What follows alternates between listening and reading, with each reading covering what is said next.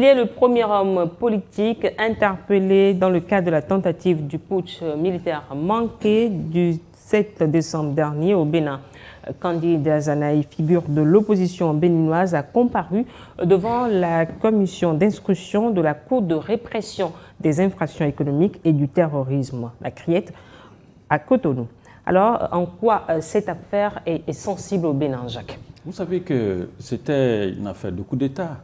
Vous vous rappelez que c'était dans l'optique de l'organisation des élections pour le départ du président Talon qu'un coup d'État, un dimanche matin, a réveillé l'Afrique, le monde entier.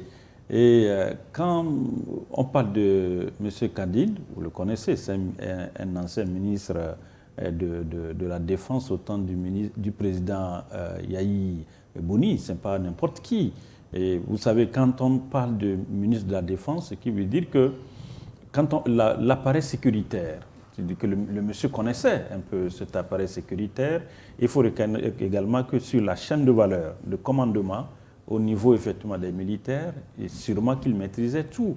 Et quand vous prenez même l'auteur de ce coup d'État, c'était gris, c'était vraiment... En cavale aujourd'hui. En cavale aujourd'hui, c'est qu'ils avaient quand même des contacts. Donc c'est pour vous dire que... Moi, ce qui est intéressant dans cette affaire, c'est que pour le moment, il n'a pas été condamné parce que les enquêtes suivent son cours. Peut-être que certains diront qu'on pouvait le laisser, par exemple, en liberté provisoire, en attendant de continuer, par exemple, les enquêtes. Mais vous savez, quand on parle de sûreté de l'État, c'est autre chose. Et vu la personnalité même de M. Kadida Anazit, ce n'est pas n'importe qui. Hein. Donc, c'est pour vous dire que... Donc, il ne pouvait pas bénéficier de la liberté provisoire, comme certains le Oui, pour le moment, je ne pense pas que la CRIET puisse s'amuser dans ce côté. S'amuser?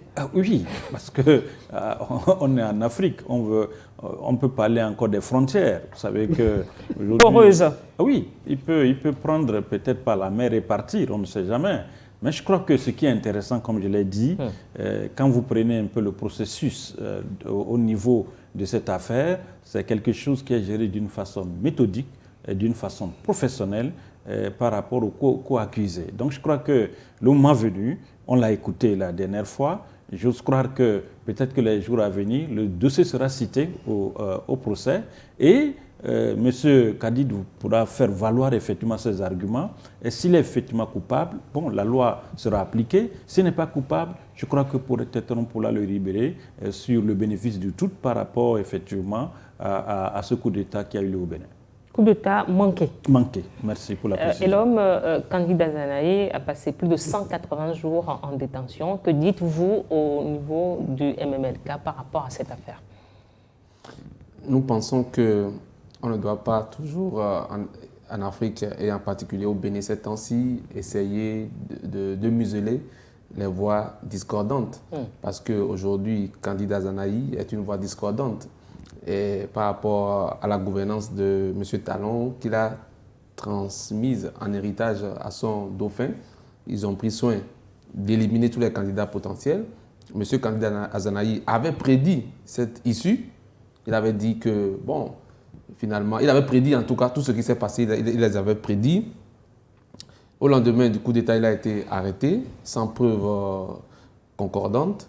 Et la CRIET dont M. Jacques dit que agit avec professionnalisme, moi je vois plutôt que cette CRIET-là est téléguidée, qu'ils arrêtent les influenceurs comme ils veulent, ils arrêtent tous ceux qui parlent en mal de M. Talon. En tout cas, M. Talon l'avons apprécié sur le plan... Est-ce que c'est la CRIET qui arrête les gens? Bon, non, c'est des instruments du pouvoir en place. C'est des instruments du pouvoir en place et ce n'est que la continuité de ce qui avait été et ce qui est entrepris depuis la prise du pouvoir de M. Talon. M. Azanaï était un soutien de Talon. Il a été ministre de la Défense dans le gouvernement de M. Talon jusqu'en 2017, avant de démissionner. Donc, aujourd'hui, il est l'une des voix les plus discordantes, les plus fortes qui parle en mal de la gouvernance de M. Talon. Donc, et ils ont jugé opportun de profiter de cette fenêtre de coup d'État manqué pour museler l'opposition. Il avait, il faut le rappeler, il avait publiquement condamné cette tentative de coup d'État. Même si il dénonçait les dérives politiques de M. Talon, il faut différencier les actions politiques de M. Talon de ses actions en matière de développement que nous saluons, parce qu'il en a fait un peu de temps assez.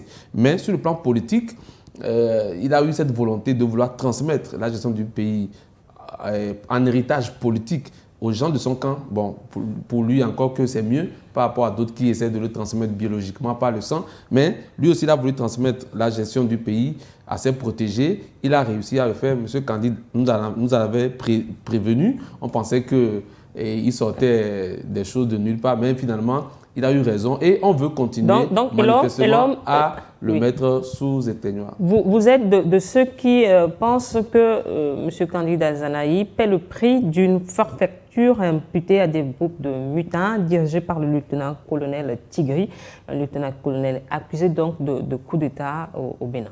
Tout à fait, parce que M. Candide Azanahi s'est toujours positionné sur le plan d'un débat intellectuel, d'un débat idéologique par rapport aux dérives politiques de la gouvernance Talon.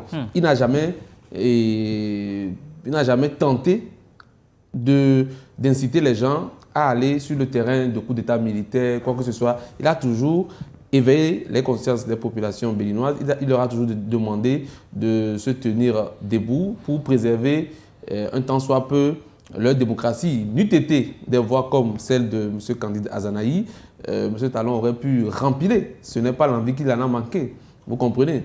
Et donc, heureusement, grâce à ces alertes, tôt, M.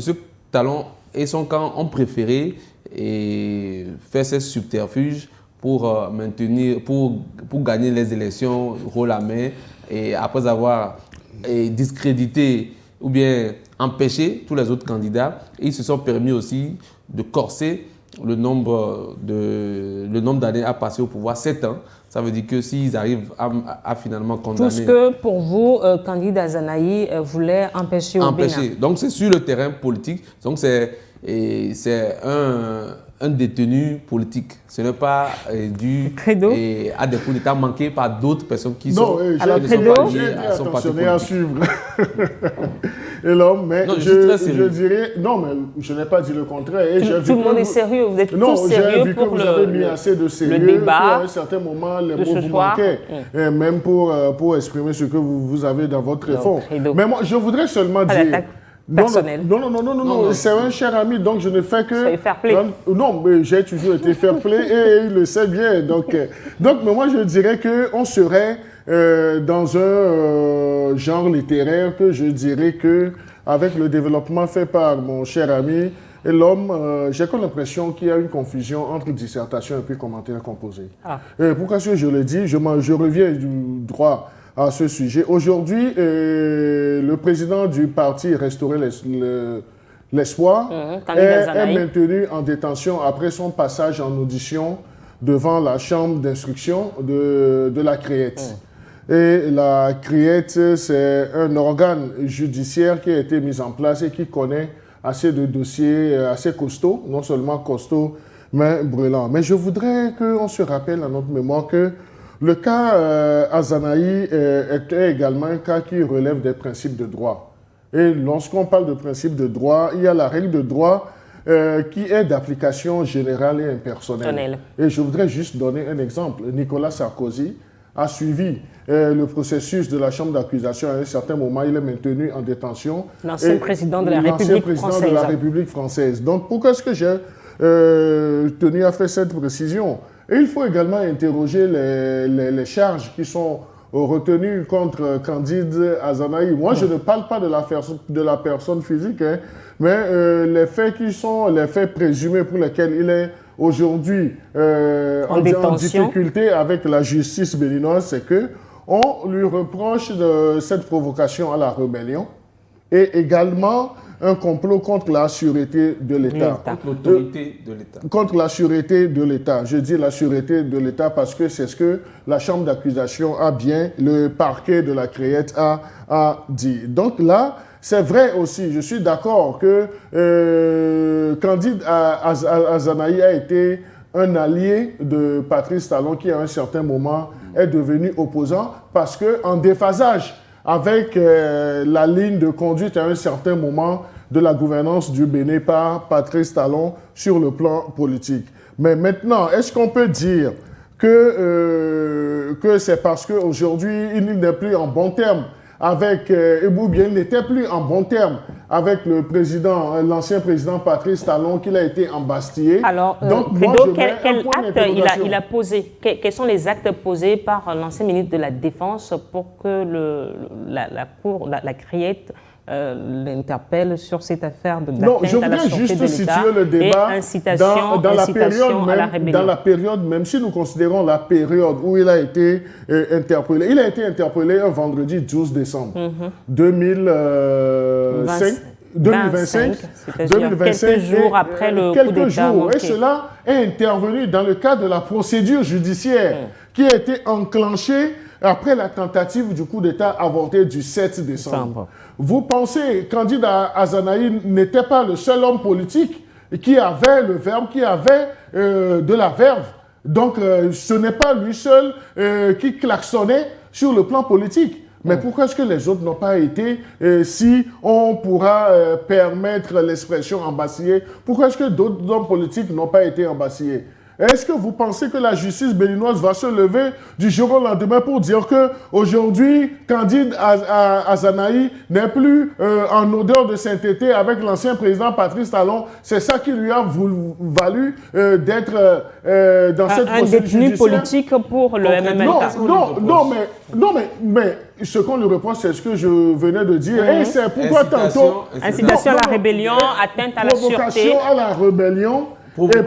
Provocation à la rébellion et complot contre la sûreté de l'État. Contre l'autorité de l'État. Oui, contre la sûreté de l'État. Donc, c'est ce que la justice lui reproche. Maintenant, c'est vrai que Candide Azanahi, c'est dit que Candide Azanahi a le suivre après avoir quitté le bateau de l'ancien président Patrice Talon, avait un discours assez virulent envers la gouvernance de son ami d'hier. Et ce discours virulent est non seulement virulent, mais critique même à l'égard des orientations du pouvoir exécutif. Si l'ancien président Patrice Talon voudrait réellement embastiller Candide Azanahi, il avait tous les pouvoirs. Donc il n'attendrait pas un coup d'État avorté du 7 décembre 2025 pour lui clouer le bec. Donc là, moi, je voudrais seulement que, en tant qu'analyste, qu'on ne mette pas les charrues devant les bœufs, mais qu'on prenne du recul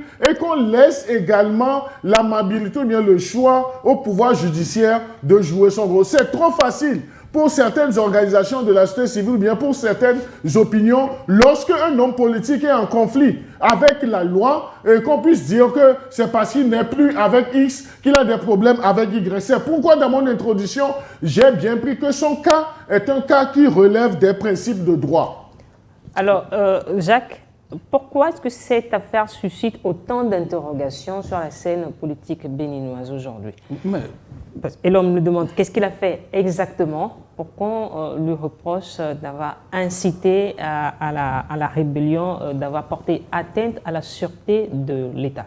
Vous savez, Candide, ce n'est pas n'importe qui. Ça, il faut le reconnaître. Pour ceux qui connaissent un peu Candide sur la scène politique béninoise, ce n'était pas du tout un enfant de cœur. C'est un gars qui tambourinait beaucoup. Et vous voyez comment il avait créé des problèmes au temps de Yahi Boni. Et après, c'est le président Patrice Talon. Il n'a pas du tout sa langue dans sa poche. Hein. C'est quelqu'un, il dit ce qu'il pense. Il dit tout ce qu'il pense et il critique également. Et l'autre aspect par rapport à ce que Credo venait d'évoquer tout à l'heure, il faut reconnaître qu'il faut faire la part des choses. Il y a l'aspect politique de la chose et l'aspect judiciaire également de la chose. Ce qu'il faut retenir aujourd'hui par rapport au cas Candide, et même, ce n'est pas lui seul, il y a d'autres également, d'autres prisonniers qui sont actuellement au Bénin. et d'autres également qui sont à l'étranger. Ce qu'il faut souhaiter maintenant au régime de Ouadani, c'est de tout faire pour que le climat politique au Bénin soit apaisé. C'est ce qu'il faut souhaiter pour M. Ouadani. Et faire revenir tous ceux qui sont à l'exil, c'est-à-dire au niveau politique. Vous savez que quand vous prenez par exemple à Javon, vous prenez par exemple les enfants de Soglo, qui sont pas tous aujourd'hui à l'étranger, il faudrait aujourd'hui que le président Ouadani fasse tout pour que la paix, surtout la paix au niveau des questions politiques, puisse trouver solution. Nous sommes en train de voir les pas qu'il pose actuellement au niveau de ses voisins. Aujourd'hui, il est en discussion avec la rouverture de la frontière entre le Niger et le Bénin. C'est une très bonne chose parce que vous ne pouvez pas vivre en vase clos dans un pays. Nous sommes après tout africains. Les peuples que vous retrouvez au Niger, vous allez retrouver les mêmes peuples au Burkina, vous retrouvez les mêmes peuples au Bénin. Et donc, il est important aujourd'hui que, avec ce qui se passe, moi, mon vœu le plus cher pour Ouadani, c'est de pouvoir calmer la situation politique au Bénin. C'est votre vœu. Et est-ce qu'on peut comprendre donc l'audition de candidat Zanaï, l'audition qui a eu lieu jeudi dernier, constitue une étape importante pour l'instruction? C'est une très bonne chose. C'est-à-dire qu'on pouvait par exemple l'ignorer et l'oublier. Donc En prison? Ah oui, on pouvait l'oublier en prison. Mais ce qui se passe aujourd'hui, c'est pourquoi je disais, quand vous prenez par exemple l'aspect judiciaire au Bénin, vous sentez que quand même, il y a des étapes qui sont quand même respectées. Le monsieur, il a comparu. Et, comme on l'a dit, peut-être qu'un procès aura lieu. Comme je l'ai dit tout au début, s'il est vraiment coupable, bon, vous verrez, s'il n'est pas coupable, la justice béninoise ne peut pas effectivement le garder en prison indéfiniment. Donc je crois que laissons effectivement la justice faire son travail, et après maintenant la politique peut peut-être s'en suivre pour peut-être une grâce présidentielle par rapport aux faits qui sont reprochés aux uns aux autres.